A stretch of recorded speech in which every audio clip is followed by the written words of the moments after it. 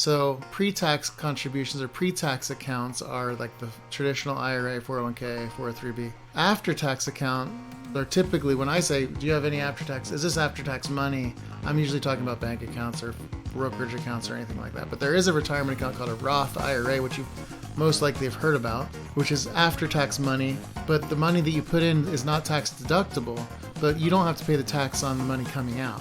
So you still get the tax-free growth, but you don't have to pay tax when you pull it out. So it's tax-free income when you pull it out. So Roth IRAs are pretty good as far as being able to access that money without paying additional tax because you've already paid the tax on the money you put in. You are listening to the Legacy Talk podcast hosted by James A. Jones, attorney at law and founder of Sound Legacy Law, PLLC in Tacoma.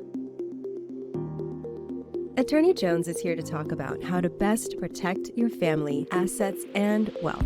Pulling stories from his more than 20 years of helping families and business owners protect their assets, create their estate plans, preserve their wealth, and plan for the future. Nobody wants to think about estate planning, but life has a way of sneaking up on you, and at any moment, something unexpected could happen that will leave you regretting not having acted sooner. So join Attorney James A. Jones in the Legacy Talk podcast, and together learn how to plan for your future today and have peace of mind tomorrow.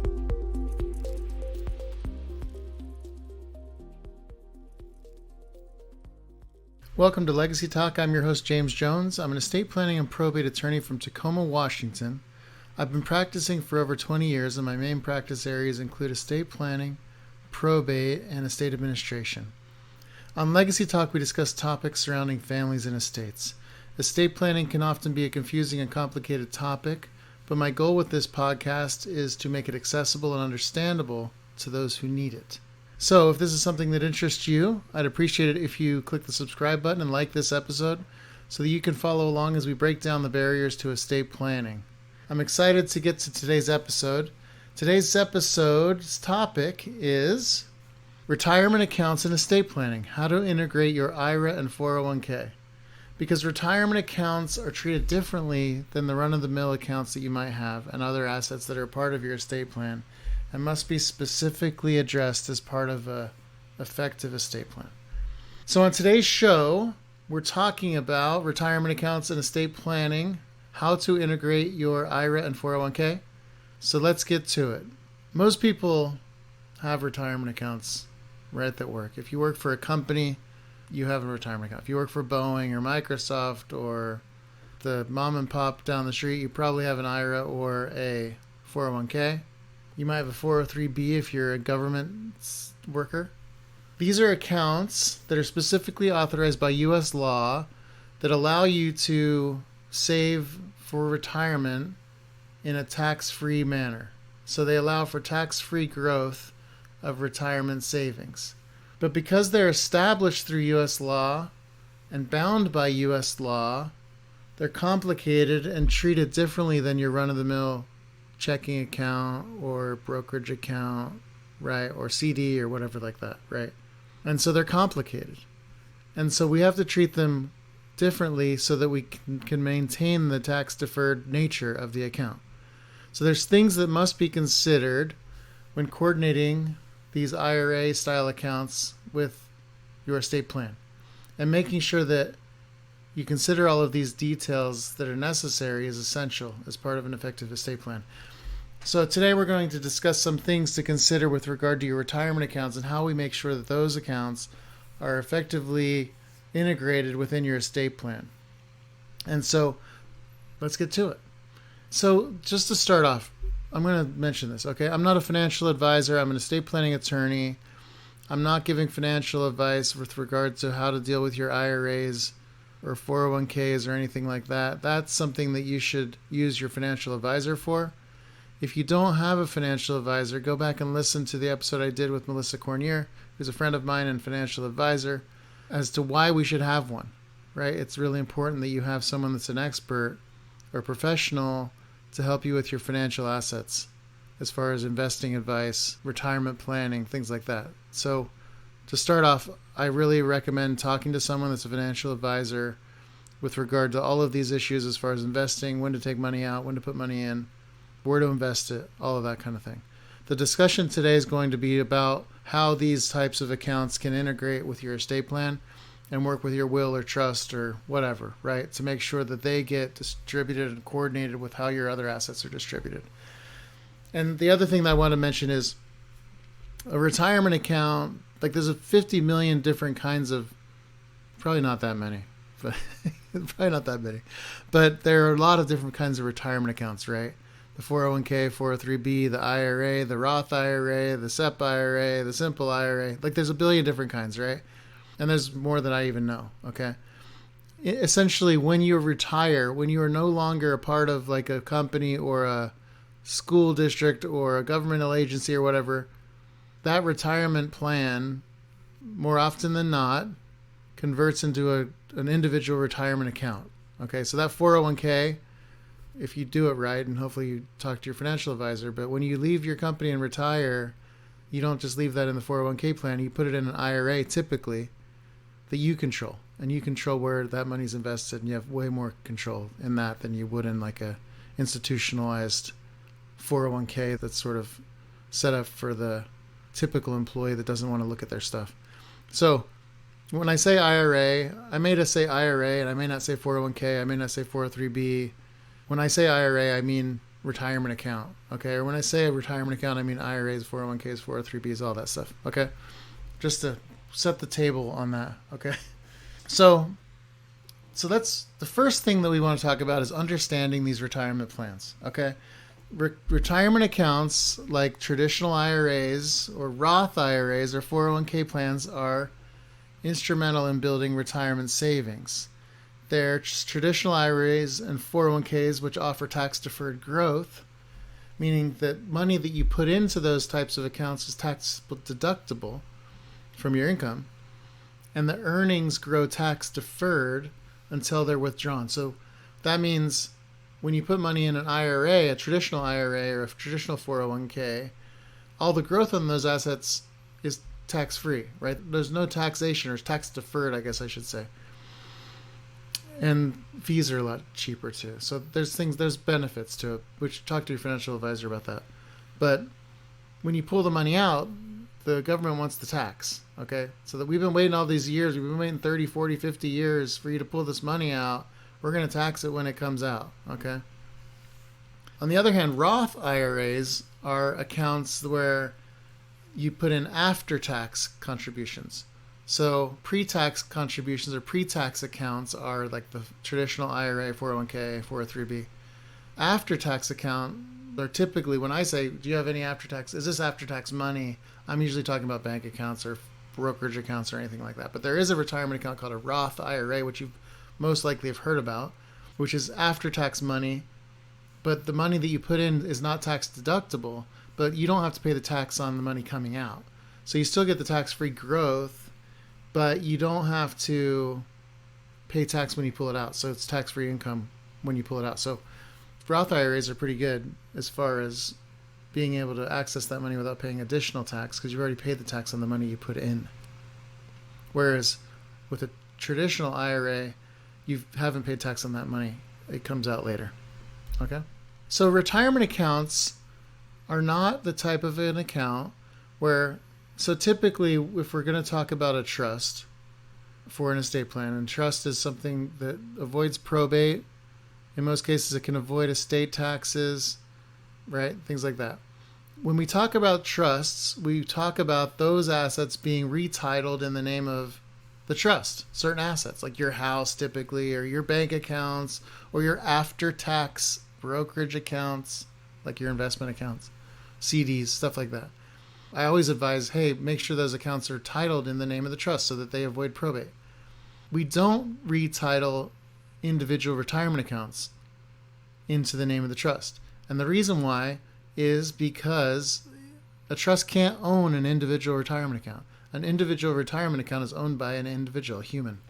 Okay? And so trusts can't own those while you're using them, while you're creating them or funding them. Okay? They can own them later, but that's a different topic. So when you're still working and we're working on increasing the amount of money in our 401ks and IRAs and 403bs, etc., we don't retitle those accounts, because if we did, if you're still working and you're under 59 and a half, I believe is the age, you'd get penalized first for taking the money out early.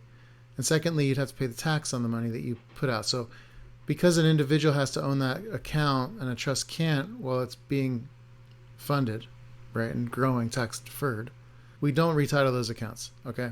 So the way that we deal with those accounts is through beneficiary designation.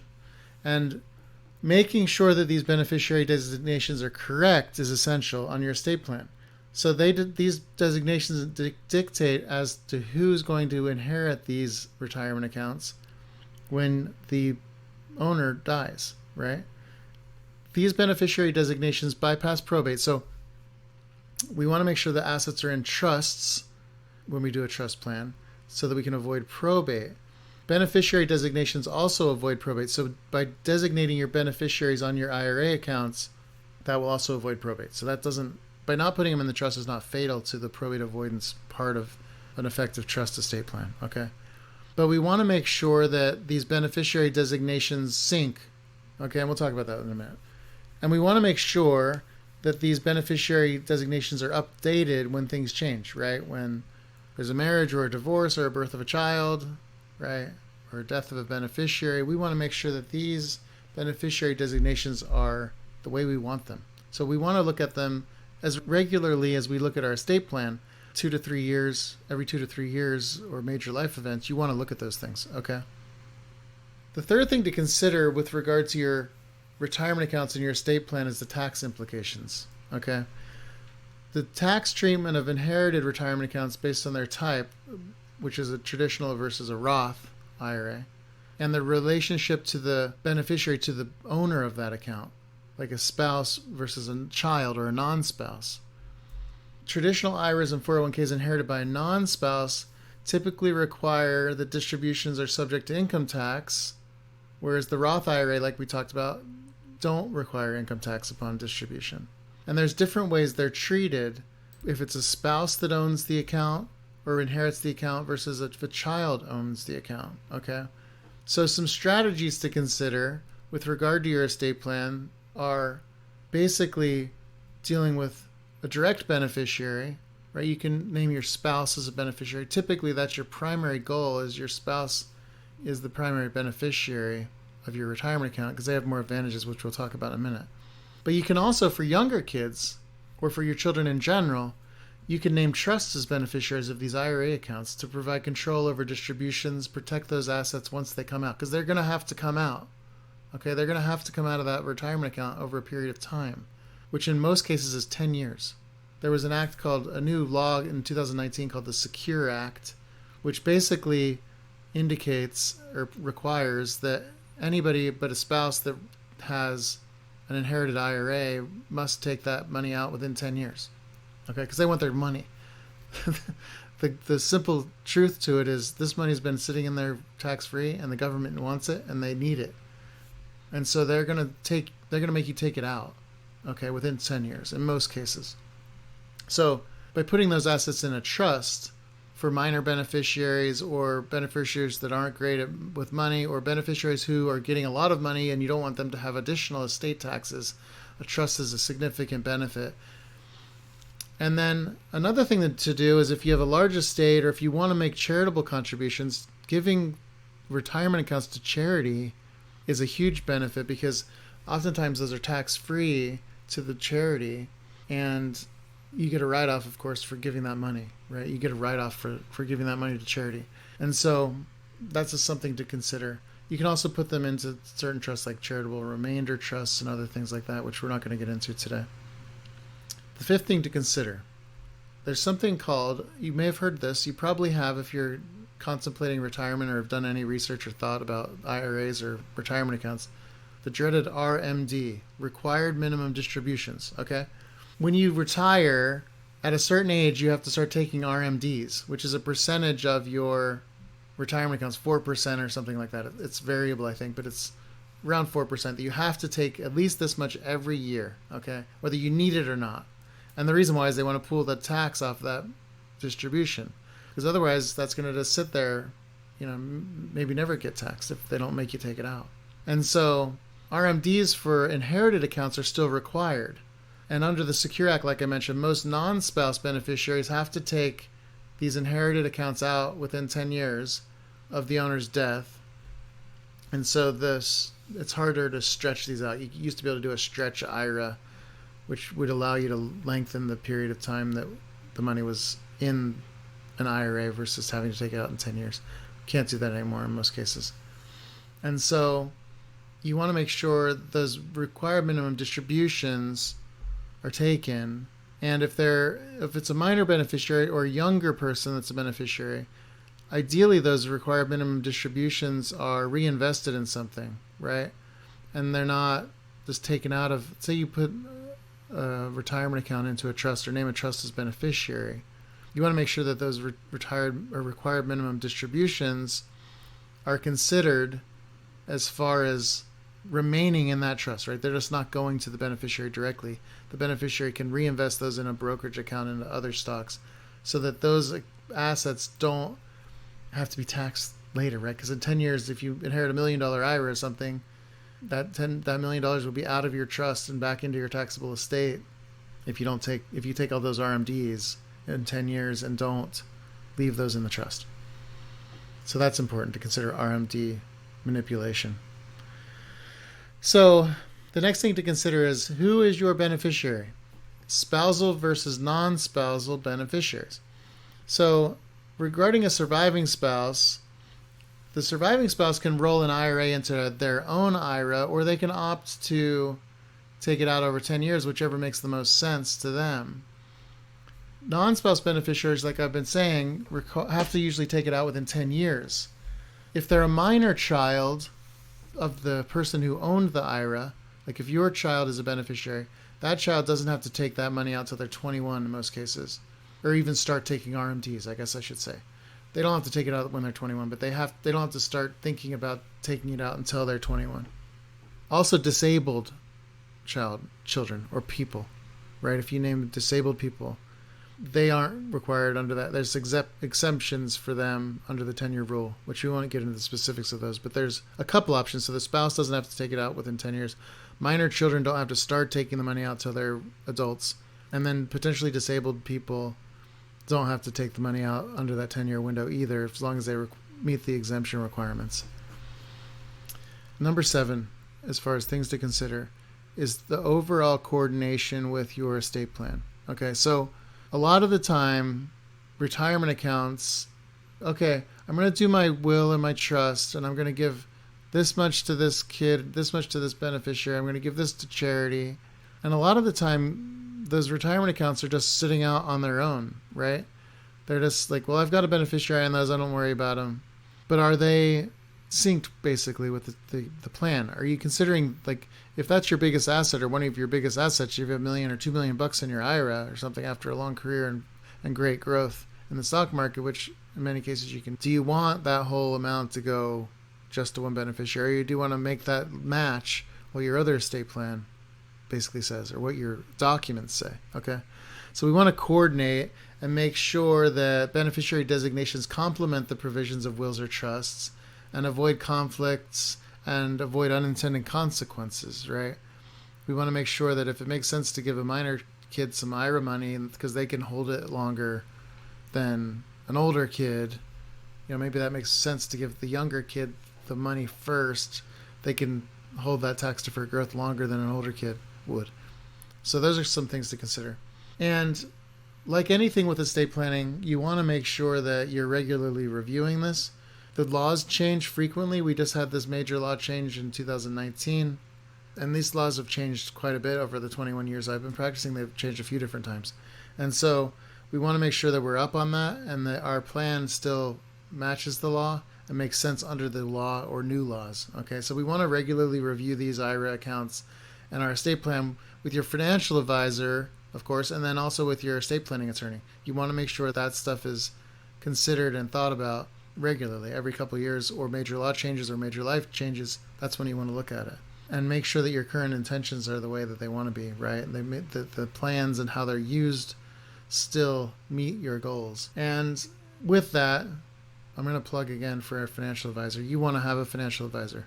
Before you retire, you want to have a financial advisor. When you retire, you want to have a financial advisor. Once you're retired, you want to have a financial advisor. And the reason why is they're going to help you maximize your assets, maximize your income, maximize your growth of your investments, right? They're going to direct you in a way that you're comfortable with regard to how your money's invested.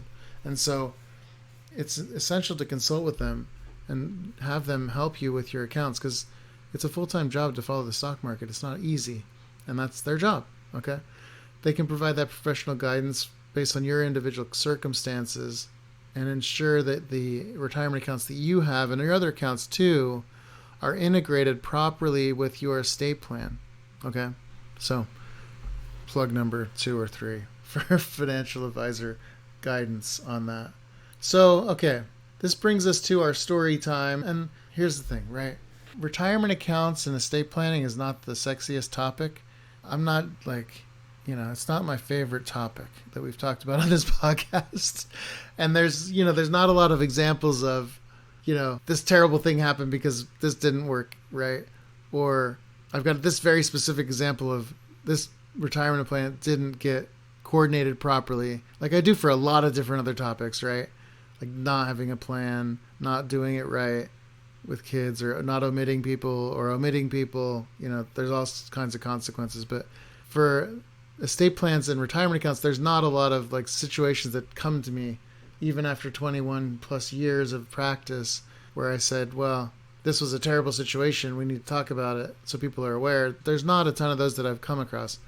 So the story today isn't specific, but it's common, right?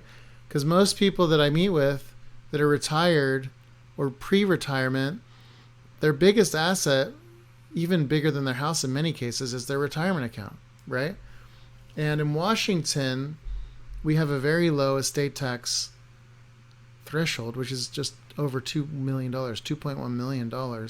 So that means that you can only pass $2.1 million and less without estate tax. Anything over that would be subject to estate tax. So we want to make sure that IRA, which is your biggest asset besides your house in most cases, is dealt with. And so oftentimes we'll set up our plans, right? We'll create these plans where the estate is set up where the retirement account goes into a specific trust or special type of trust that's specifically designed to hold retirement accounts.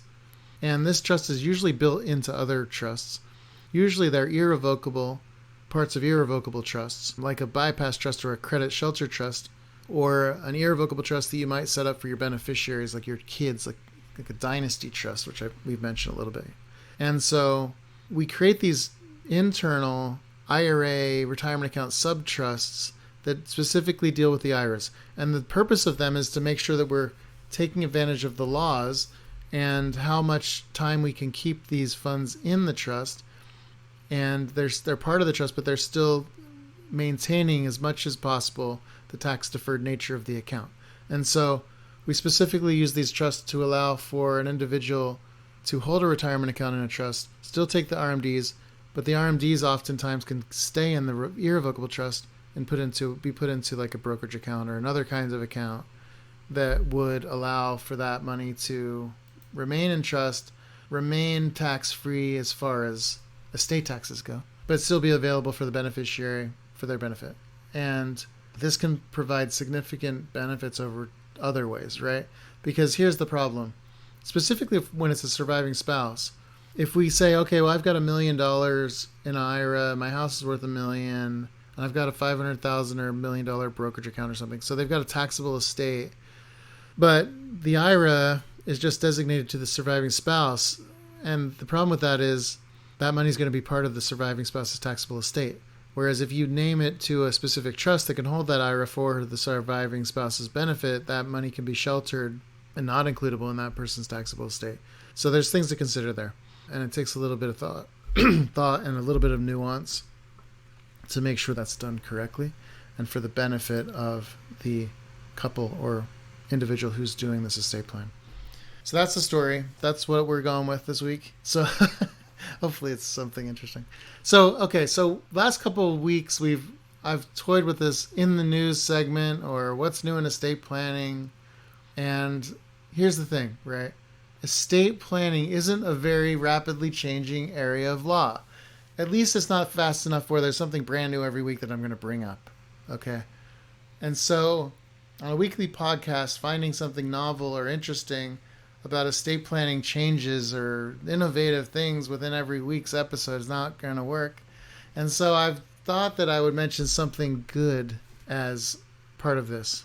Because I think things that are good, things that help us, improve our mindset, improve how we view the world, improve how we view ourselves, how we view those around us, how we view people that we might not necessarily agree with or that we might not necessarily associate with very much is important, right? So seeing good things allows us to think good things, right? Seeing things that say, well, that's good.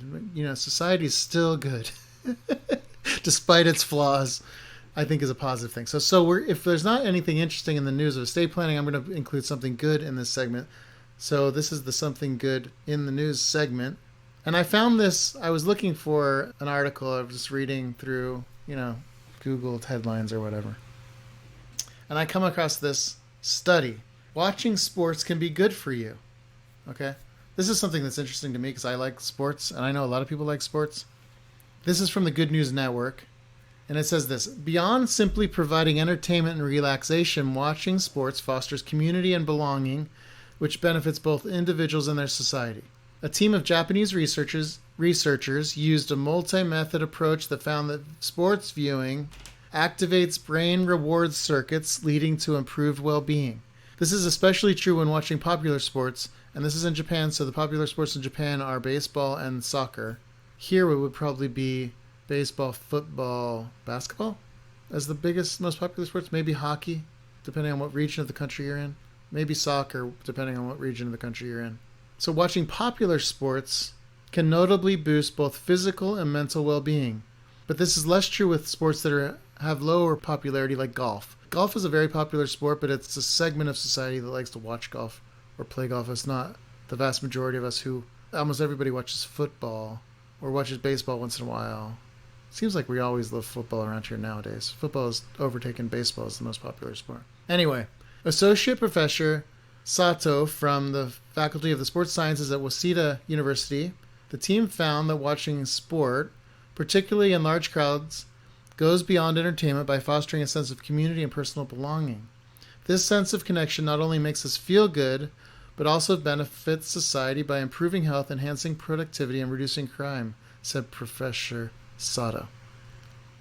The results showed that watching sports triggered activation in the brain's reward circuits, indicative of feelings of happiness and pleasure. So that's important. So watching sports increases those reward-giving parts of our brain. It also says, analysis also revealed that people who reported watching sports more frequently exhibited greater gray matter volume in regions associated with reward circuits, suggesting that regular sports viewing may gradually induce changes in brain structures, which is good. We want our brains to be better. Both subjective and objective measures of well-being were found to be positively influenced by engaging in sports viewing. Thank you, Professor Sato. By inducing structural changes in the brain's reward system over time, it fosters long-term benefits for individuals. For those seeking to enhance their overall well-being, regularly watching sports, particularly popular ones like baseball and soccer, can serve as an effective remedy. So maybe it's a depression thing too. It helps you with depression or melancholy feelings, things like that. Professor Sato says that his findings, which were published in the Sports Management Review, have profound implications for not only sports fans, but in a larger general population, irrespective of their relationships to sports consumption. So the more people that watch sports or view sports, the happier the general public is, because those sports viewers are sort of lifting others. That's what I'm interpreting it as, which is super interesting. I'm a fan of watching sports. I'm a big fan of sports of all kinds. I watch all the sports. I even watch golf, but only really on the majors. I'm going to tell you that. And that's probably true for most people.